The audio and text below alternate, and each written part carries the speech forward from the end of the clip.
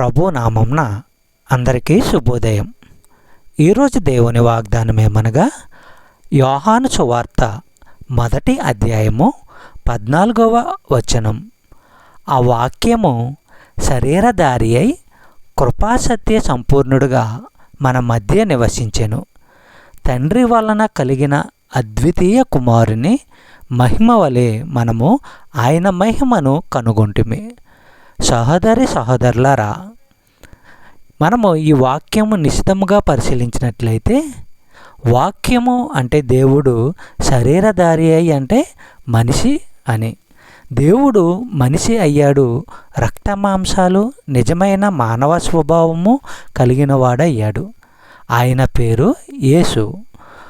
కృప అంటే అర్హత లేని పాపులకు దేవుడు పాప విముక్తిని, కొత్త జన్మను, ఆధ్యాత్మిక జీవితానికి అవసరమైన అన్నిటినీ ఉచితంగా ఇవ్వడమే.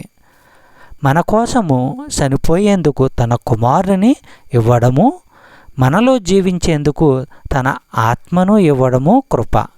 చెప్పబడిన వాగ్దానము దేవుడు దీవించి ఆశీర్వదించును గాక. ఆమేన్.